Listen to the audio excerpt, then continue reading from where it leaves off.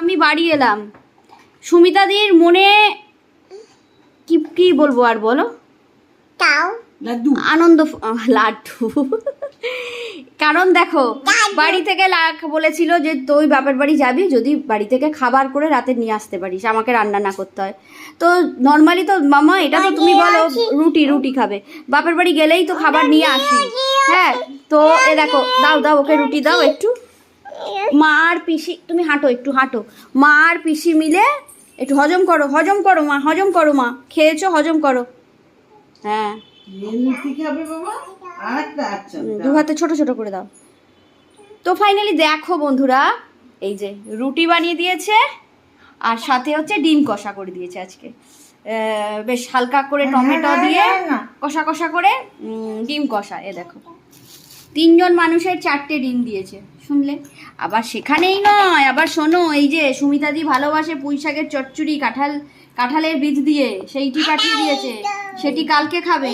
আর সাথে তো আছে রুটিটা কোথায় দিয়েছে? রুটি আর খুলতে হবে না, থাক। এই যে রুটি। তো মামাম এখন খাচ্ছে। কি গো খুশি? কাণ্ড দেখো। আর বেশ কষিয়ে তেল ভালোই দিয়েছে, দিয়ে রান্না করেছে। না, তেলের থেকেও টমেটোর মানে টমেটো তেল মানে সবকিছু দিয়ে বেশ ভালো হয়েছে খেতে। বাবা তুমি তো এরমই চাও। থেকে হলো কিছু করতে হলো না, এত হাতে গরম রুটি আর ডিমের কারি, খুব ভালো। বেঁচে থাক। বাবা আবার তোর পিসি করেছে তো? পিসি আর মা দুজনে মিলে। আচ্ছা, দুজনেই বেঁচে থাকো, যুগ যুগ জিও। তারপরে ইয়ে ভাই যুগ জিও। আর আমি এরকম পেট ভরে খাবো না। তুমি এরকম রিচ খাবার কথা বলছো? খাবো না। বন্ধুরা আবার আমাকে এটা তো তখন বলবে কেন? এটা তো তোমার ভেতর থেকেই আসবে, আবার বলবে কেন বলছো? আমি দেখ কালকে রাত্রিবেলা কি খেয়েছি, একদম হালকা একটুখানি, দিনের বেলা একটু ভারী খেয়েছিলাম ইলিশ মাছ তো ক্ষতি করে না, সামুদ্রিক মাছ, তোমার কোনো প্রবলেম হবে না। ক্ষতি না হলো আমাদের রান্নার প্রসেসিংটা এরকম করেছি, পড়ে যাবে। কি করলাম, কিচ্ছু খেলাম না, ছোলা চোটা তো যাই হোক বন্ধুরা, মাম্মাম তুমি ভালো খেয়েছো তো?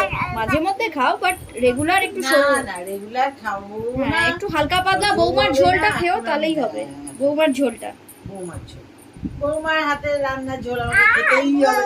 এই বৌমার ঝোলটা খেতেই হবে। এই আমি কে জিজ্ঞাসা করো, আমি কে জানো? মিশুক বলছে শাশুড়ি মা, জানো?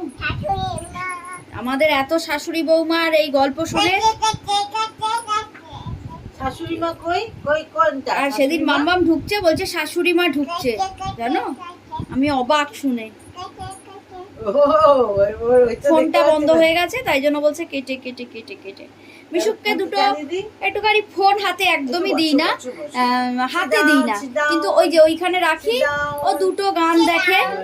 হ্যাঁ, ওই যে আতা গাছে তোতা পাখি, বাংলা যে ছড়ার গানগুলো আছে ওইগুলো একটু দেখে।